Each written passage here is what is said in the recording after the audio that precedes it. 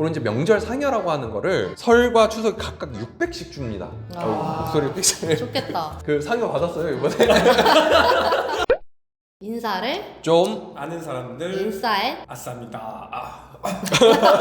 이렇게 왔어요. 이번 시간에도 이제 여러분들을 찾아왔는데 이게 이제 사실 작년 12월 19일 날 굉장히 저희 쪽에서는 핫한 주제였고 그래서 이거 가지고 이제 여러 가지 미디어 상의 뉴스도 많았는데 이제 보시는 시청자 입장에서는 뭔 소리야? 약간 이렇게 될 수 있는 내용이라서 쉽게 그리고 현실에 바로 적용할 수 있게끔 이렇게 도와드리는 측면에서 이제 영상을 제작을 하려고 했고 그런 의미에서 오늘의 제목 뭐죠? 이거 모르면 돈 떼입니다. 네, 그래서 돈이 떼인다. 그러니까 이제 내가 받을 돈을 못 받는다. 그쵸. 이런 의미고 저희가 뭐 이제 채권 추심처럼 가서 돈을 받아낸다 뭐 이런 느낌이 맞아요, 아니라 맞아요. 이걸 아셔야 돈을 더 받을 수 있다. 또는 이제 이걸 모르면 돈을 받을 거를 못 받을 수 있다. 너무 이거 가지고 뭐라 하지 마세요. 뭐라 하지 마시고요. 예, 그래서 이제 오늘 내용은 통상임금이라고 이제 대법원 판례를 가지고 하지만 이 안에서 우리가 실생활에 바로 적용할 수 있는 그런 내용을 가지고 설명을 드리려고 하는데 이해를 돕기 위해서 간략한 사례를 하나 가져왔는데 어떤 사례죠?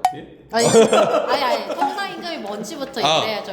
그러니까 통상임금이 이제 뭔지에 대해서 좀 설명을 해주시겠어요? 네, 통상임금이라는 건 이제 저희 노동법에서 이제 규정하고 있는 임금을 이제 책정하는 단위처럼 생각하시면 될 것 같아요. 정확하게 말하면 통상적으로 받는 임금, 정말 말 그대로 통상임금인데 이게 이제 통상임금이 이제 뭐 예전에는 뭐 판례에서 뭐 정기성, 일률성, 고정성, 그다음에 소정 근로의 대가 뭐 이렇게 해가지고 4가지 요소로 판단을 하고 있었는데 이번에 대법원 판례를 통해서 판단 요소가 바뀌었거든요. 그래서 사실 이 통상임금에 대한 판단 기준 징표는 노무사들이나 이제 이런 전문가분들 판단을 해주고 계시지만 정확하게 말하면 이 통상임금을 통해서 연장수당이라든지 휴일 근로수당, 발간 근로수당 그리고 나중에 연차를 사용하지 않았을 때 받을 수 있는 돈, 연차 미사용 수당 등을 산정하는 기준이 되기 때문에 되게 중요한 요소 중에 하나입니다. 결론을 말씀드리자면 이거는 내 월급을 받는 척도다 이렇게 보면 될 것 그렇죠. 같고 그 월급이 이제 매달 고정적으로 받는 월급도 있지만 아까 말씀 주신 것처럼 초과 근무를 했든 아니면 휴일날 근무를 했든 그리고 내가 이제 사용하지 못한 연차 수당을 받든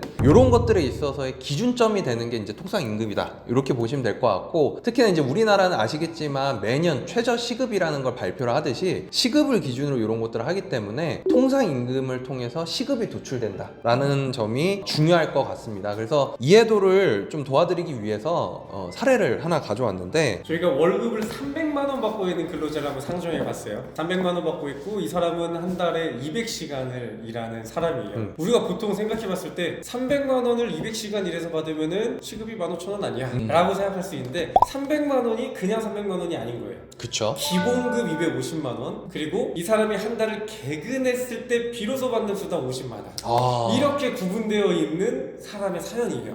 그러면 과연 이 사람의 시급이 아까 말한 대로 300만 원을 200시간 그냥 나누면 15,000원이냐 아니면 어떻게 다른 방향으로 계산하냐 라는 부분이었는데요. 그러니까 법원의 판단이 바뀌었다고 했어요. 쉽게 말하면 여러분들이 그걸 생각하면 됩니다. 재직 일수나 재직 자 조건이 걸려있는 수당들은 대부분 통상임금으로 들어온다라고 보면 되는데 아까 300만 원 중에 원래 기존에서는 250만 원만을 봤어요. 그러니까 300만 원을 200시간으로 나누는 게 아니라 250만 원만을 200시간으로 나눠서 시급이 12,500원으로 떨어집니다. 이거는 개근 수당이 개근 일수에 따라서 달라져서 그래요. 고정돼 있지 않다라고 봅니다. 그런데 이번에 작년 12월 19일에 바뀐 판결에서는 뭐라고 했냐면은 이 고정 일수, 재직 일수에 따라 바뀌는 거를 판단했던 고정성이라는 요소를 없앤 거예요. 그러면 이제 우리는 시급을 볼 때 250이 아니라 300만 원을 다 털어넣습니다. 이 경우에는 시급이 15,000원이 되는 거죠. 그러니까 이제 우리가 보통 내가 월급이 300이다 그리고 200시간을 일했어 그럼 이제 내 시급 15,000원 아니야? 이렇게 생각을 하실 수가 있는데 지금까지는 15,000원이 아니었다는 거죠. 왜냐면 그 안에 이제 여러 가지 수당들이 있는데 그 중에 특히나 어떤 재직 요건을 달성해야 되는 그러니까 가변적인 조건을 달아서 이걸 교묘하게 이제 시급을 산정하는 범위에서 벗어나게끔 해왔던 게 기존 관행이었는데 여기에 대해서 이제 대법원이 그런 이제 변동성을 가진 조건이 있더라도 이거는 시급을 산정하는 기준에 포함시켜야 된다. 결론적으로 원래 이제 우리가 받아야 될 뭐 15,000원 시급 또는 기존에 낮았던 시급이 오르는 효과가 있다. 이렇게 이제 간단히 보시면 될 것 같고, 결론적으로 이 시급을 통해서 파생되는 수당들이 있기 때문에 이게 이제 의미가 큰 것 같아요. 예를 들어서 지금 간단하게 생각해보면 그래요. 저희가 뭐 연장 근로를 하거나 야간 근로를 하게 되면 이제 가산 휴일 근로는 뭐 1.5배, 연장 근로 1.5배, 야간 근로는 0.5 해가지고 뭐 붙으면 뭐 2배 이렇게 상승이 되는데, 그 2배를 곱하기를 하는 그 개수는 똑같은데 맨 처음에 있는 그 단위가 달라지는 거예요. 그 12,500원에 1.5배를 곱하느냐, 15,000원에 1.5배를 곱하느냐에 따라 달라지고, 그러면은 나중에 이게 퇴직금까지 연결이 되거든요. 내가 퇴직하기 전에 연장 야간 근로를 많이 했어. 그러면은 사실 이 연장 야간 근로 수당이 많아질수록 퇴직금도 높아지니까 그런 것들이 좀 더 달라지는 거죠. 기존에 내가 똑같이 3시간을 추가 근무를 했을지라도 24년 그 12월 이전과 24년 12월 19일 이후가 금액이 달라진다는 거잖아요. 그렇죠. 우리가 지금 예시로 든 사례만 보더라도 20%가 달라집니다. 우리가 작년에 연장근로를 한 3시간 했어요. 그래서 내가 20만 원을 받았어요.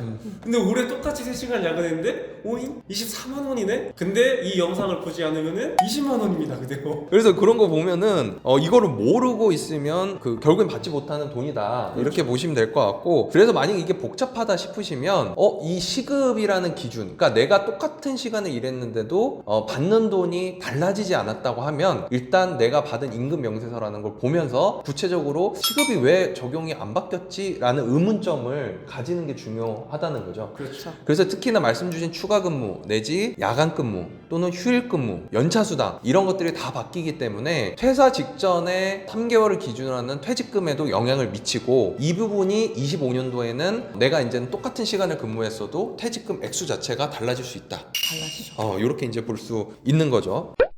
상여도 영향을 미칠 수가 있는데, 우리가 이제 케이스를 하나 더 가져왔는데 보시면 여긴 되게 좋은 회사를 저희가 바라는 회사를 좀 생각을 해봤어요. 기존에 우리가 300만 원을 받는데 여기는 이제 설이나 추석 때 소위 말해서 뭐 떡값이라고 할 수도 있고, 그런 이제 명절 상여라고 하는 거를 설과 추석 각각 600씩 줍니다. 목소리가 삑사해. 좋겠다. 너무 울어가지고 제가 이제 목소리가 경향됐는데, 그럼 이제 이런 이제 정기 상여라는 거를 소위 1,200만 원이 있다고 했을 때 예전 같으면은 재직 안 하면 안 줘, 뭐 이렇게 하는 경우도 있었고, 이런 이제 설 상여 또는 추석 상여도 우리 이제 통상 임금에 포함이 돼서 시급에 영향을 미친다. 이렇게 이제 볼 수 있는 거겠죠. 네. 그 상여 받았어요 이번에?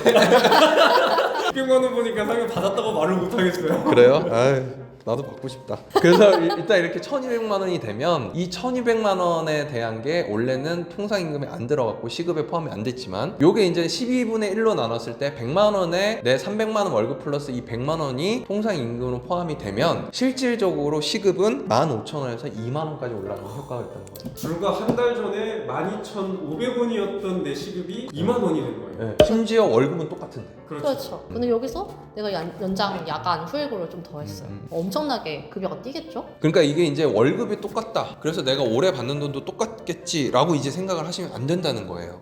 그러면은 이제 여기 우리 노무사님들이나 전문가한테 물어보시면은 한번 상담을 받아보시는 게 좋을 것 같습니다. 예. 그래서 일단 이 시급이라는 거에 대한, 그러니까 통상 임금에 대한 그 대법원 판례가 바뀜에 따라서 미치는 여러 가지 영향에 대해서 살펴봤는데, 사실은 저희가 너무 심플한 사례를 가져와서 설명을 해드렸지만 실제로는 굉장히 임금 명세서 복잡한 경우, 이런 경우가 있을 수 있어요. 그럴 때는 말씀 주신 것처럼 전문 노무사를 좀 상담을 하셔서 내가 실제로 받고 있는 이 돈이 맞는 돈인지 아셔야 된다는 점을 이제 강조를 해드리고 싶고, 그래서 일단 24년도 12월 19일 이후, 그 전에는 이제 소급이 안 되잖아요. 예. 요거는 그렇기 때문에 이제 25년 새해가 되셨을 때는 내가 받는 상여 이런 것들, 그리고 내가 가지고 있는 임금 명세서에서 어떤 것들이 좀 포함이 될지, 이런 것들을 미리 이제 한번 가늠을 하시면 실제로 25년도에 월급은 같지만 내가 받는 돈은 달라질 수 있다. 이렇게 보시면 될 것 같고, 이제 설을 앞두고 있는데 이 영상을 통해서 앞으로 이제 똑같은 월급을 받을지라도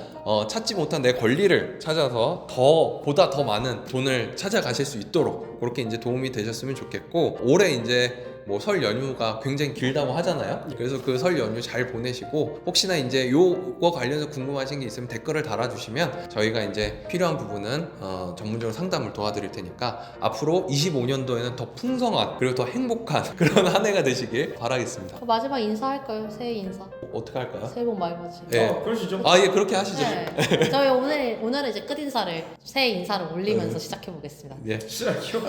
마무리 이제 끝내야지. 그래야죠. 미안합니다. 예, 그럼 25년 새해 복 많이 받으시고요. 저희도 영상 열심히 찍을 테니까 많이 사랑해 주시기 바라겠습니다. 네, 새해 복 많이 받으세요. 새해 복 많이 받으세요. 감사합니다.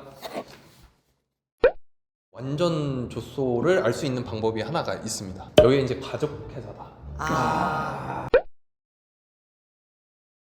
우리 그 끝인사 계속 감사합니다 이렇게 할 거예요. 그럼 뭐 끝인사 뭐 하고 싶어요? 응. 뭐 뭐라도 좀 했으면 좋겠어요. 뭔가. 너무 감사합니다. 그러니까. 끝인사 안 봐요. 알았어요. 근데 아이디어 내는 건 좋아요. 너무 칼같이 끊는 게 아니라. 너무 칼같이 끊었어. 아니 아이디어 내는 거 좋은데. 끝. 뭐 이렇게. 아니 내가 저번에 제안했잖아요. 뭐요? 다시 꼭 만날 제발. 제발. 나 이것도 괜찮다 생각해. 사실. 이거 하자고요? 좋아요. 아니야 나 안 했으면 좋겠어. 왜요? 수치스러우세요? 그러니까 이게 솔직히 말하면은 우리 편집 퀄리티가 낮으면은 이거 하면 진짜 덜 떨어져 보이거든. 그냥- 근데 편집 퀄리티가 좋아서 이거 될 것 같아. 예? 우리 편집자 퀄리티가 좋아서 이거 해도 돼요. 이렇게 과중되는 편집자님의 부담.